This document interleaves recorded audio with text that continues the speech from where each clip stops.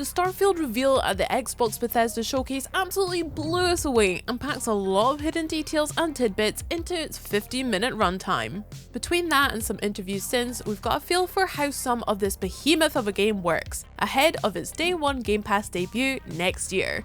Let's start with Crete, where our first look begins.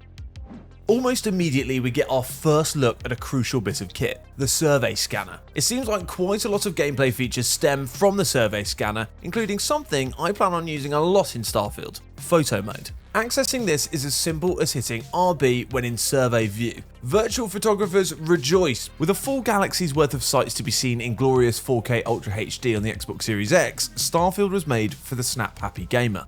As for utility purposes, well, if we pause and check out the UI in a bit more detail, you can see that it has a built-in tracker for recording the number of fauna, flora, and resources discovered so far. And, by the way, how many are left to go, with a completion percentage for the survey all up. Oh, and that fauna? Looks like in some cases they may well travel in packs. The Crete Stalker initially seems violent, but decides to leave the player alone and seek refuge elsewhere, family in tow.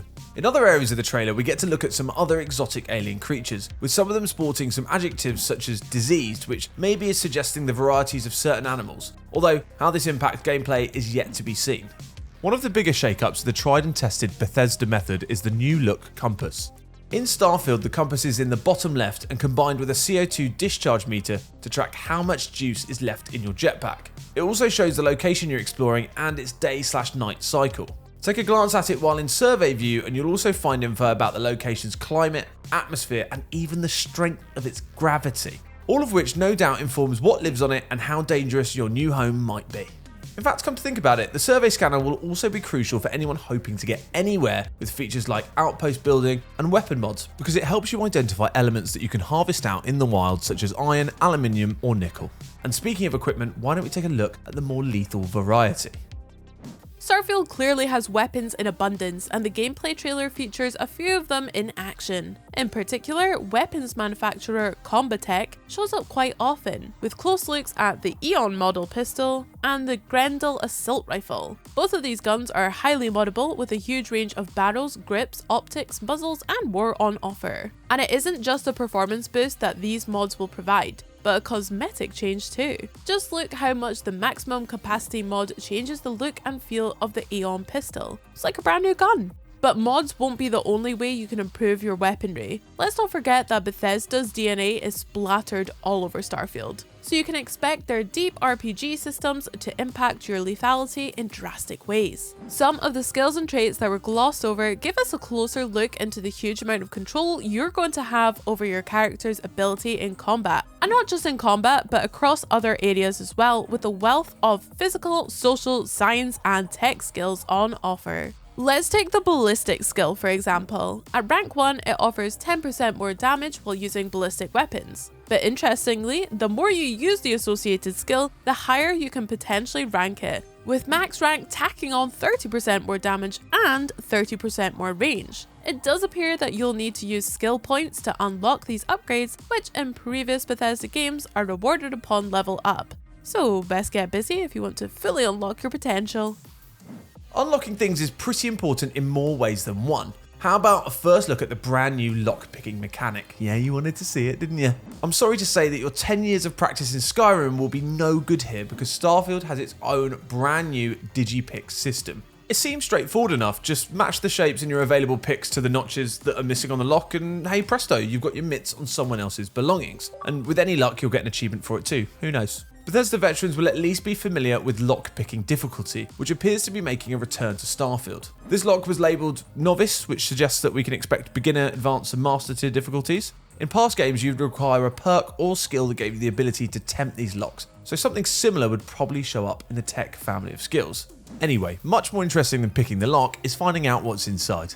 In this particular weapons case, we get our first look at yet another Combatech firearm, the Equinox. And it seems to fire similar to a carbine or, a semi-automatic rifle, and bears a bit of a resemblance to the laser rifles from Fallout 4, with its cuboid barrel and energy type ammunition. Outside of Combatech, there's one other weapons manufacturer we learnt about during the Starfield gameplay trailer, Allied Armaments. The AR-99 rifle is on show throughout and looks like quite a beefy bit of kit, I'm not gonna lie. We get a brief look at a couple of other guns during the trailer too, such as the Maelstrom SMG and the Coachman double-barrel shotgun, and there's no indication as to who manufactures these particular firearms. And personally, I can't wait to get my mitts on each of them to find out either. Of course, these weapons are only as good as the person wielding them, so let's dive into the character creator to see what we can unpack from what we were shown. And well, there's a lot, with Todd Howard calling it Bethesda's most flexible yet. We have to agree. There are options for changing your body shape on a radial scale that offers muscular, thin and heavy categories, not to mention a first for a Bethesda character creator, the ability to change your walking style. I just hope there's a Billy Maguire option. This goes hand in hand with skin tone choices, hairstyles, face structures and more that will truly allow you to express yourself in Starfield. And if you change your mind later, no worries. You'll be able to visit a genetics facility to redesign your character as you see fit, similar to how you could visit a plastic surgeon in Fallout 4 to get the nip and tuck of your dreams. If we dive under the hood of the character creator, we can get a sense of how deep and powerful this tool will really be. Let's check out a few of the backgrounds and traits to get a sense of what options we can tweak when designing our intrepid little explorer. Backgrounds are exactly what they sound like, a way to give history and life experiences to your character prior to embarking on Starfield's adventure. But not only do they add some flavor text and occasional references during conversations with NPCs, they also give you a jump start with a selection of skills granted to you from the off. In fact, let's hone in on a bit of some of them to get a sense of the variety. There's the chef option, which gains the gastronomy, dueling and wellness skills, all of which make a lot of sense for someone who'd be gifted at cooking, equally gifted at wielding sharp objects. A buff to melee damage plus some bonus health, we're clearly keen on nutrition here, goes hand in hand with the ability to craft specialty food and drinks. You'll find a similar sense of cohesion with the combat medic, who can combine pistol certification, medicine and weightlifting skills to be the ultimate double threat, dishing out the hurt and mending it too. There are tons of other combos to be found across the backgrounds like Cyberrunner, the Cyberneticist and the Diplomat, and they also affect the way NPCs interact with you via their dialogue. For example, this short snippet of conversation with a member of the United Colonies shows how they react upon discovering you have diplomatic experience. It says here you spent some time as a diplomat. Having a way with words might prove useful. Oh, and yes, all of these NPC interactions will be in the first-person perspective, with no player voice acting. After all, this is your journey and your character, and there's no point Bethesda putting words in your mouth, right? You want to make all those bad decisions. So look, that's the backgrounds covered, now let's take a look at the traits. These operate independently of your background and are completely optional when creating your character. Not only does this add another layer of RPG strategizing to consider, but some of the traits shown in the trailer have also given us a bit of insight into some previously untouched areas of the game, like religions, home ownership, and even the pros and cons of faction allegiances. Take Serpent's Embrace for instance, which gives you a religious backstory of worshipping the Great Serpent. Mechanically, this will provide you with a temporary boost to health and endurance whenever you make gravity jumps in your ship, but it will then hit you with a debuff if you don't continually grav jump to sustain the effect, like an addiction, so not even once, kids. Naturally, as a believer in the one true snake, who isn't, you can't combine this trait with any other religions, and there are other traits which can't be combined because they would negate each other or provide too many faction allegiance benefits. But even with these minor limitations, there's no denying that Starfield's character creator is huge in scope, so you definitely won't be short of options. But while there are countless things to do down on the ground, that's really only half of what Starfield has to offer. The game gets even more interesting once you fire up the engines and take off into space. Actually, it gets super interesting immediately before that, because first you get to build your very own spaceship. Whether you want to ride a nifty black starfighter or a lumbering space tank decked out in hot pink, the ship's entire look and layout is highly customizable. Beyond these cosmetic choices, there are also a wealth of modules on offer from a range of manufacturers, allowing you to kit your ship out in all kinds of weapons, shields and boosters. And you're going to need that equipment too, because there's a whole lot of dogfighting to be done out amongst the stars. You can duke it out with other ships, either from the first person view of the cockpit a la Star Wars Squadrons, or from a third person one if you prefer. Rather than a test of your twitch reflexes, these encounters are more about picking your shots and using your equipment cleverly. Todd Howard actually compared the more deliberate pace of Starfield's combat to the MechWarrior series, and as luck would have it, both Star Wars Squadrons and the 5th MechWarrior game is currently available on Xbox Game Pass if you're looking to get some practice in.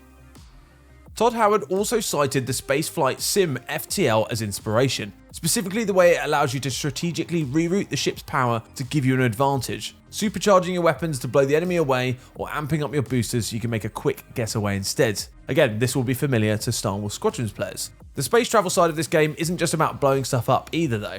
You can also dock and board ships and stations you encounter, ideal if you're planning on playing as a space pirate, I guess. Then there's a small matter of the 1,000 or so planets that you can visit, boasting a mixture of handcrafted and procedurally generated content. The sheer scale of the Starfield universe ensures that you'll always have somewhere new to jet off to.